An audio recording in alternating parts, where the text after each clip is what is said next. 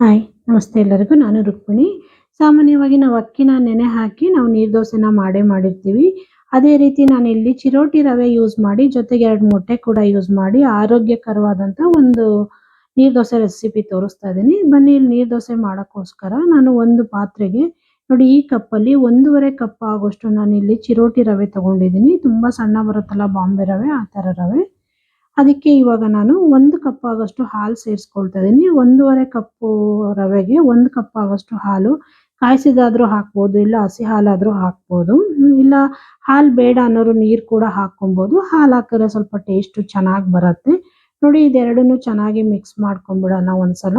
ನೀಟಾಗಿ ಇದು ಮಿಕ್ಸ್ ಮಾಡ್ಕೊಂಡಿದ್ದಾದ್ಮೇಲೆ ಒಂದು 5 ನಿಮಿಷ ನಾವು ಇದನ್ನ ನೆನೆಯಕ್ಕೆ ಬಿಟ್ಬಿಡೋಣ. ಚಿರೋಟಿ ರವೆ ಆಗಿರೋದ್ರಿಂದ ಬೇಗನೆ ನೆನ್ಕೊಳ್ಳುತ್ತೆ ಮತ್ತು ಸಾಫ್ಟ್ ಆಗಿ ಕೂಡ ಬರುತ್ತೆ.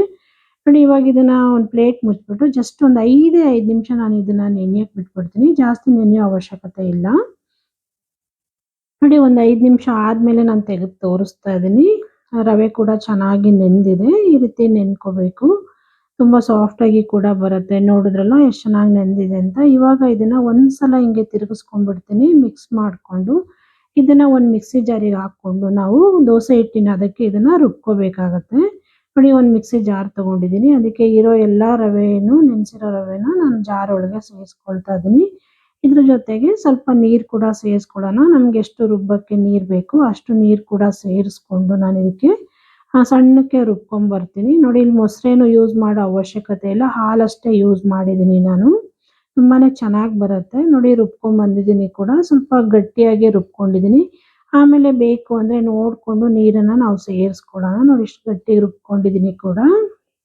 ಇವಾಗ ಇದನ್ನು ತೆಗೆದು ಒಂದು ಪಾತ್ರೆಗೆ ಸೇರಿಸ್ಕೊಳ್ಳೋಣ ನಾವು.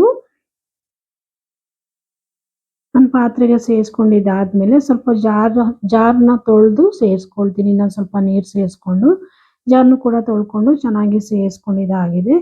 ಇವಾಗ ನೋಡಿ, ಇದಕ್ಕೆ ನಾನು 2 ಮೊಟ್ಟೆ ಹಾಕ್ಕೊಳ್ತಾ ಇದ್ದೀನಿ. ಮೊಟ್ಟೆ ಇಲ್ಲ ಆಪ್ಷನಲ್ಲು, ಬೇಡ ಅನ್ನೋರು ಸ್ಕಿಪ್ ಕೂಡ ಮಾಡ್ಕೊಬೋದು. ಆರೋಗ್ಯದ ದೃಷ್ಟಿಯಿಂದ ನಾನಿಲ್ಲಿ ಮೊಟ್ಟೆ ಕೂಡ 2 ಸೇರಿಸ್ಕೊಳ್ತಾ ಇದ್ದೀನಿ. ಆಮೇಲೆ ರುಚಿಗೆ ತಕ್ಕಷ್ಟು ಉಪ್ಪು ಕೂಡ ಸೇರಿಸ್ಕೊಳ್ಳೋಣ.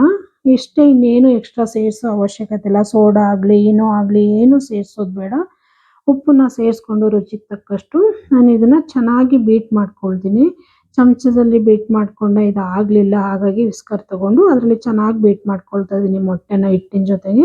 ಒಂದಕ್ಕೊಂದು ಮೊಟ್ಟೆ ಜೊತೆಗೆ ಹಿಟ್ಟಿನ ಜೊತೆಗೆ ನೀಟಾಗಿ ಎರಡೂ ಮಿಕ್ಸ್ ಆಗಬೇಕು. ಚೆನ್ನಾಗಿ ಮಿಕ್ಸ್ ಮಾಡ್ಕೊಂಡು ತಗೊಳ್ಳೋಣ. ನೋಡಿ, ಸ್ವಲ್ಪ ಗಟ್ಟಿ ಅನ್ನಿಸ್ತಾ ಇದೆ, ಹಾಗಾಗಿ ನಾನು ಸ್ವಲ್ಪ ನೀರು ಹಾಕ್ಕೊಳ್ತೀನಿ. ನಾವು ನೀರು ದೋಸೆ ಮಾಡ್ತಿರೋದ್ರಿಂದ ಎಷ್ಟು ನೀರು ಹಾಕ್ಕೊಂಡ್ರೂ ಪರವಾಗಿಲ್ಲ, ದೋಸೆ ಚೆನ್ನಾಗಿ ಬರುತ್ತೆ. ನಾನು ತುಂಬ ತೆಳ್ಳಗೇನು ಮಾಡ್ತಾ ಇಲ್ಲ, ಸ್ವಲ್ಪ ಗಟ್ಟಿಗೆ ಮಾಡ್ಕೊಳ್ತಾ ಇದ್ದೀನಿ. ನೋಡಿ, ಇದನ್ನೆಲ್ಲ ಚೆನ್ನಾಗಿ ಇನ್ನೂ ಒಂದು ಸ್ವಲ್ಪ ನೀರು ಹಾಕ್ಕೊಂಡು ಚೆನ್ನಾಗಿ ಮಿಕ್ಸ್ ಮಾಡ್ಕೊಂಡಿದ್ದೀನಿ. 2ರಿಂದ 3 ನಿಮಿಷ ಮಿಕ್ಸ್ ಮಾಡ್ಕೊಂಡಿದ್ದೀನಿ. ನೋಡಿ, ನೀಟಾಗಿ ಮಿಕ್ಸ್ ಆಗಿದೆ. ನೋಡ್ತಾ ಇದ್ದೀರಲ್ಲ, ಈ ರೀತಿ ಮಿಕ್ಸ್ ಆಗಬೇಕು, ಎಲ್ಲೂ ಗಂಟಿರಬಾರ್ದು.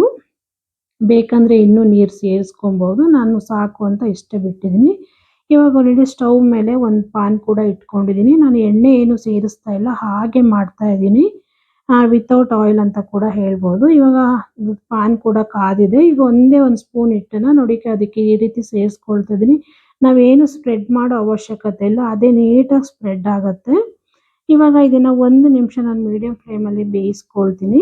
1 ನಿಮಿಷ ಫ್ಲೇಮಲ್ಲಿ ಬೇಯಿಸ್ಕೊಂಡು ಇದನ್ನು ಮತ್ತೆ ಉಲ್ಟಾ ಬೇಕಂದರೆ ತಿರುಗಿಸ್ಕೊಂಡು ಬೇಯಿಸ್ಕೋಬೋದು. ನಾನು ಉಲ್ಟಾ ಏನು ತಿರುಗಿಸ್ಕೊಳಕ್ಕೆ ಹೋಗ್ತಾ ಇಲ್ಲ, ಒಂದೇ ಸೈಡು ನಾನು ನೀಟಾಗಿ ಬೇಯಿಸ್ಕೊಳ್ತಾ ಇದ್ದೀನಿ. ನೋಡಿ, ಎಷ್ಟು ಚೆನ್ನಾಗಿ ಬೆಂದಿದೆ ಮತ್ತು ದೋಸೆ ಕೂಡ ನೋಡಿ ಎಷ್ಟು ಚೆನ್ನಾಗಿ ಕಾಣಿಸ್ತಾ ಇದೆ ಅಂತ. ಇನ್ನೂ ತೆಳ್ಳಗೆ ಮಾಡಿಕೊಂಡ್ರೆ ಇನ್ನೂ ಚೆನ್ನಾಗಿ ಬರುತ್ತೆ ದೋಸೆ. ತುಂಬ ಸಾಫ್ಟಾಗಿ ಕೂಡ ಬರುತ್ತೆ. ನೋಡ್ತಾ ಇದ್ದೀರಲ್ಲ ಎಷ್ಟು ಚೆನ್ನಾಗಿ ಕಾಣಿಸ್ತಾ ಇದೆ ಅಂತ. ಇನ್ಸ್ಟೆಂಟಾಗಿ ಮಾಡ್ಕೊಬೋದು, ಬೇಗನೆ ಮಾಡ್ಕೋಬೋದು. ಇದ್ರ ಜೊತೆಗೆ ಚಟ್ನಿ ಆಗಲಿ ಇಲ್ಲ ಪಲ್ಯ ಆಗಲಿ ಇಲ್ಲ ಸಾಂಬಾರಾಗಲಿ ಏನು ಬೇಕಾದರೂ ಯೂಸ್ ಮಾಡ್ಕೊಬೋದು ಸೈಡ್ ಡಿಶ್ ಆಗಿ. ಮತ್ತು ನೋಡಿ, ಇನ್ನೊಂದು ಕೂಡ ಹಾಗೆ ಮಾಡಿ ತೋರಿಸ್ತಾ ಇದ್ದೀನಿ. ತುಂಬ ಸಿಂಪಲ್ಲಾಗಿ ಮತ್ತು ಒಂದು 15ರಿಂದ 20 ನಿಮಿಷದಲ್ಲೆಲ್ಲ ಮಾಡ್ಕೋಬೋದು ಇನ್ಸ್ಟೆಂಟಾಗಿ. ಬೆಳಗಿನ ಬ್ರೇಕ್ಫಾಸ್ಟ್ಗೆ ಆಗ್ಬೋದು, ಸಂಜೆ ಡಿನ್ನರಿಗೆ ಆಗ್ಬೋದು, ಮಕ್ಕಳು ಕೇಳಿದಾಗ ಪಟ್ ಅಂತ ಕೂಡ ಮಾಡಿಕೊಡ್ಬೋದು. ತುಂಬಾ ಚೆನ್ನಾಗಿರುತ್ತೆ. ತುಂಬ ಆರೋಗ್ಯಕ್ಕೂ ಕೂಡ ಒಳ್ಳೆಯದು. ನಾನು ಮೊಟ್ಟೆ ಯೂಸ್ ಮಾಡಿದ್ದೀನಿ, ಜೊತೆಗೆ ಎಣ್ಣೆ ಏನು ಯೂಸ್ ಮಾಡ್ತಾ ಇಲ್ಲ, ಹಾಗೆ ಮಾಡ್ತಾ ಇದ್ದೀನಿ. ತುಂಬಾ ಚೆನ್ನಾಗಿರುತ್ತೆ. ನೋಡಿ, ಅಕ್ಕಿ ಎಲ್ಲ ರುಬ್ಬಿ ನಾವು ಮಾಡೋಕ್ಕಿಂತ ಇನ್ಸ್ಟೆಂಟಾಗಿ ನಾವು ಚಿರೋಟಿ ರವೆ ಇದ್ದರೆ ಸಾಕು ಮನೇಲಿ, ಈ ರೀತಿ ಮಾಡ್ಕೊಬೋದು. ತುಂಬಾ ಚೆನ್ನಾಗಿ ಬರುತ್ತೆ, ತುಂಬ ಟೇಸ್ಟಿಯಾಗಿ ಕೂಡ ಬರುತ್ತೆ. ಬಿಸಿ ಬಿಸಿಲಂತೂ ತಿಂತಾ ಇದ್ರೆ ಎಷ್ಟು ತಿಂದರೂ ಸಾಲೋದೇ ಇಲ್ಲ ಅನಿಸುತ್ತೆ, ಅಷ್ಟು ಟೇಸ್ಟಿಯಾಗಿ ಬರುತ್ತೆ. ನೋಡಿದ್ರಲ್ಲ, ಚಿರೋಟಿ ರವೆ ಯೂಸ್ ಮಾಡಿ ಒಂದು ನೀರು ದೋಸೆ ರೆಸಿಪಿ ತೋರಿಸಿದ್ದೀನಿ. ನೀರು ದೋಸೆ ರೆಸಿಪಿ ನಿಮಗೆಲ್ಲ ಇಷ್ಟ ಆಯಿತು ಅಂದ್ಕೊಳ್ತೀನಿ. ಇಷ್ಟ ಆದರೆ ಲೈಕ್ ಮಾಡಿ, ಶೇರ್ ಮಾಡಿ, ಸಬ್ಸ್ಕ್ರೈಬ್ ಮಾಡ್ಕೊಳ್ಳಿ. ಹಾಗೆ ಪಕ್ಕದಲ್ಲಿರೋ ಬೆಲ್ ಐಕನ್ ಕೂಡ ಕ್ಲಿಕ್ ಮಾಡಿ. ನಾನು ಯಾವುದೇ ವಿಡಿಯೋ ಹಾಕಿದರೂ ನಿಮಗೆ ನೋಟಿಫಿಕೇಶನ್ ಬರುತ್ತೆ. ನೋಡಿ, ಸ್ವಲ್ಪ ದೋಸೆ ದಪ್ಪ ಮಾಡಿದ್ದೀನಿ. ಇನ್ನೂ ಸ್ವಲ್ಪ ನೀರು ಸೇರಿಸ್ಕೊಂಡು ಇನ್ನೂ ಎಷ್ಟು ತೆಳ್ಳಗೆ ಬೇಕೋ ಅಷ್ಟು ತೆಳ್ಳಗೆ ಕೂಡ ಮಾಡ್ಕೋಬೋದು. ತುಂಬಾ ಚೆನ್ನಾಗಿ ಬರುತ್ತೆ. ಚಟ್ನಿ ಜೊತೆಗಾಗ್ಬೋದು, ಇಲ್ಲ ಪಲ್ಯ ಜೊತೆಗೆ, ಸಾಂಬಾರ್ ಜೊತೆಗೆ, ಯಾವುದ್ರ ಜೊತೆ ಬೇಕಾದ್ರೂ ಸರ್ವ್ ಮಾಡ್ಕೋಬೋದು. ತುಂಬಾ ಚೆನ್ನಾಗಿ ಬರುತ್ತೆ ಮತ್ತು ಅಷ್ಟು ಸಾಫ್ಟಾಗಿ ಕೂಡ ಬರುತ್ತೆ. ನೋಡಿದ್ರಲ್ಲ ಎಷ್ಟು ಇನ್ಸ್ಟೆಂಟಾಗಿ ಮಾಡ್ಕೋಬೋದು ಅಂತೇಳಿ. ನೋಡಿ, ಇಷ್ಟೇ ಇದು. ಇನ್ನೊಂದು ಈಸಿ ರೆಸಿಪಿಯೊಂದಿಗೆ ಮತ್ತೆ ಸಿಗ್ತೀನಿ. ಅಲ್ಲಿವರೆಗೂ thank you friends. Thank you for watching.